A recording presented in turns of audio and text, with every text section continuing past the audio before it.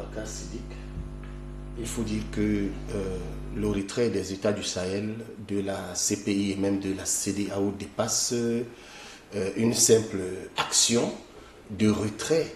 C'est une manifestation ici de la décision de rentrer dans une véritable souveraineté de ces États de l'AES. Je voudrais préciser que, vous venez d'ailleurs de le souligner, les États-Unis ne sont pas signataires du statut de Rome. Justement parce que les États-Unis, au moment où c'est créé, ils savent que c'est une supercherie. Ils savent que c'est une cour qui n'a rien à voir avec la justice. C'est une cour qui est un instrument, non seulement pour assujettir et porter une influence sur les dirigeants africains. Vous avez parlé du plus faible, non. Moi, je ne voudrais pas parler du plus faible, je parle des Africains, ils sont bien ciblés.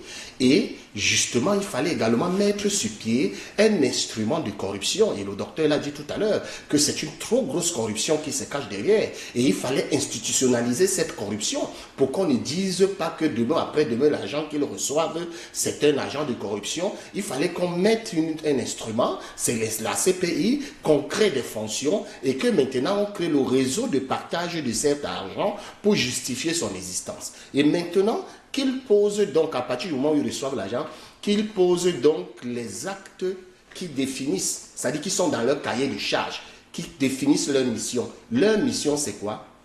Juger les présidents africains. Point terminé. On a créé la CPI en 2002. La CPI existe depuis 24 ans.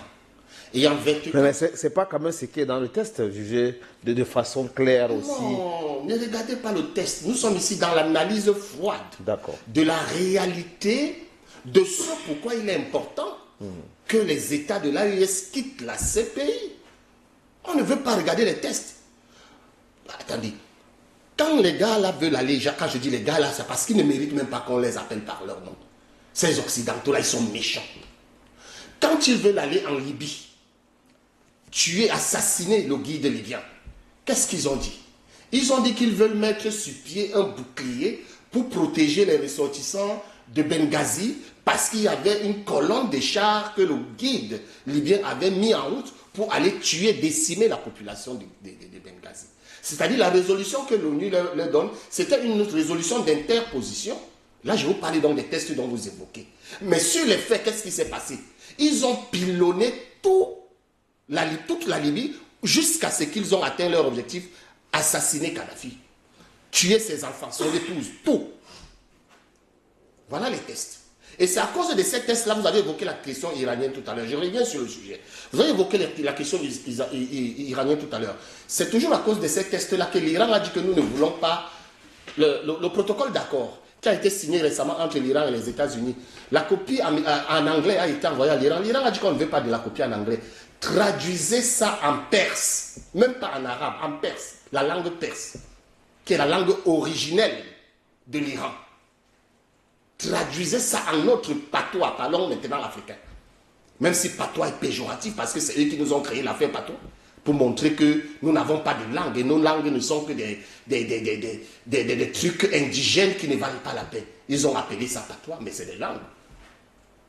Donc, on va traduire le protocole d'accord en perse. Et c'est ça, quand ça arrive dans la table des négociateurs iraniens, ils vont lire dans une langue qu'ils comprennent bien et ils vont signer.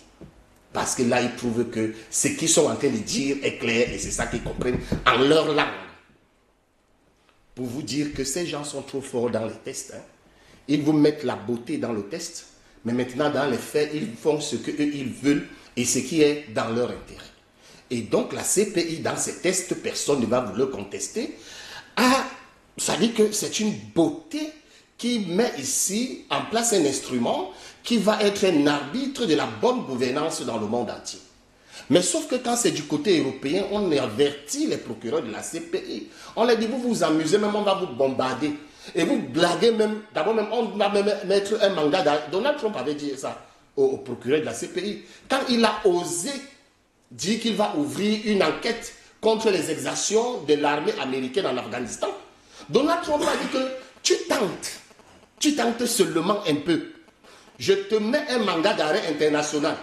D'abord même, tu ne viens plus aux États-Unis, on te retire d'abord même le passeport. Les États-Unis pour toi sont prohibés. Tu tentes de frôler le ciel américain, on t'arrête, même étant dans l'avion, étant en l'air, on t'arrête. Le gars a retiré son affaire directement. Il parlait aux États-Unis. Ce que ne peuvent pas faire les Africains. Ben voilà. Et vous allez constater, j'étais en train de le dire, 24 ans de création, pratiquement 20 présidents jugés à la CPI, 20 présidents africains, 0 président occidentaux. 0. Aucun président occidental n'a été, ou asiatique, n'a été jugé dans leur truc là. Aucun. C'est 0. Regardez les statistiques. Mais il y en a une vingtaine, en 24 ans, qui ont été jugés à la CPI. L'équivalent en moyenne d'un président après tous les 1 an, 2 mois, ou tous les 1 an, 3 mois. C'est-à-dire qu'ils ont un programme bien ficelé. Pour justifier leur travail, il faut que tous les 1 an, 2 mois, ils arrêtent un président depuis sa création. 24 ans, 20 présidents interpellés et jugés par la CPI. 20 présidents et dirigeants africains, bien sûr. Parce que parmi eux, il y a des gens comme les Jean-Pierre Bemba, il y a des gens comme Omar El-Béchir. Vous voyez un peu ça. Et quand l'AES prend cette résolution, c'est une façon pour les États d'Afrique, les États du Sahel, de réaffirmer leur projet qui est très clair. Confirmer la souveraineté des États de l'Afrique, des États du Sahel, c'est-à-dire le Niger, le Burkina Faso et le Mali.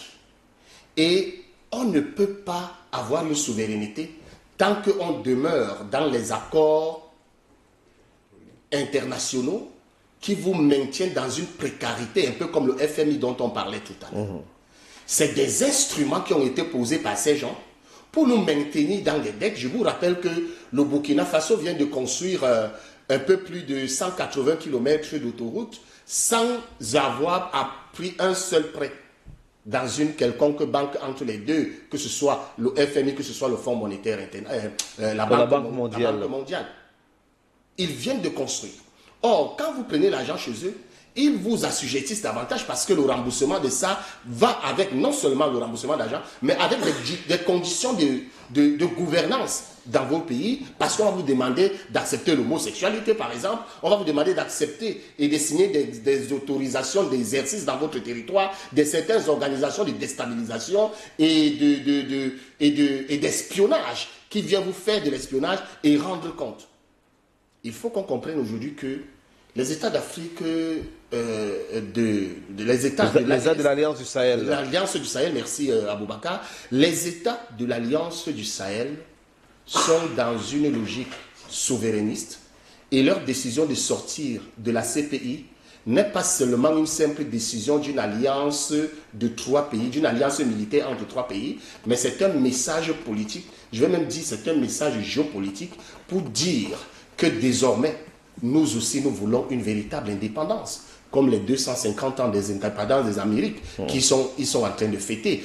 Donc, je voudrais féliciter le camarade capitaine président Ibrahim Traoré. Je voudrais féliciter le camarade président Abdourahmane Tiani. Je voudrais féliciter le camarade président et combattant Assimi Goïta pour dire que nous le soutenons. Et j'ai souvent dit ici, ils sont au front sur le théâtre des opérations, sur le terrain militaire et institutionnel. Nous sommes au front sur le terrain communicationnel et institutionnel également. Chacun mènera la bataille pour la souveraineté de l'Afrique et nous n'allons plus permettre que l'Afrique soit perçue aux yeux de ces gens comme le moins que nous pouvons créer nous-mêmes nos propres coups. On n'a pas besoin de la CPI.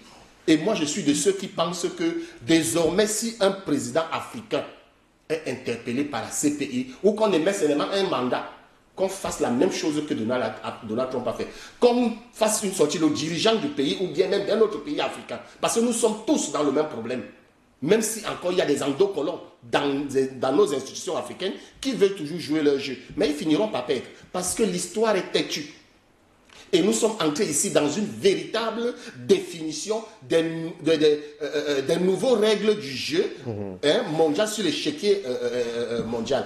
Il ne pourra plus jamais avoir une Afrique qui s'assujettit aux désirata et, j'allais dire, au discours impérialiste et colonialiste. Nous avons désormais pris la conscience et nous disons que nous ne sommes pas leurs enfants. Ça va commencer par l'Alliance des États du Sahel, oui, et ça va se poursuivre progressivement. Je vous rappelle que récemment, le président Bongo du Gabon a fait une sortie très importante sur France 24. Et moi, j'ai... Le président Oligui. Merci. Le président Oligui du Gabon, autant pour moi, toutes mes excuses à monsieur le président, a fait une sortie sur France 24. Et ce qui était remarquable, c'est que c'était sur la télévision. Et il leur a dit la vérité. J'ai suivi avec beaucoup d'attention cette interview. Il a dit la vérité. Il a dit aux journalistes que vous, je crois qu'il était interviewé par Marc Perelman, il a dit, vous, les Occidentaux, vous croyez que c'est vous qui allez nous dire ce qu'on va faire. Quand c'est chez vous, c'est bon. Quand c'est chez nous, c'est un problème. Nous sommes les putschistes et vous, vous êtes quoi? Parce que s'il faut regarder les choses ainsi, même Macron est un putschiste. On connaît comment il a maté les gilets jaunes pour rester là où il est là.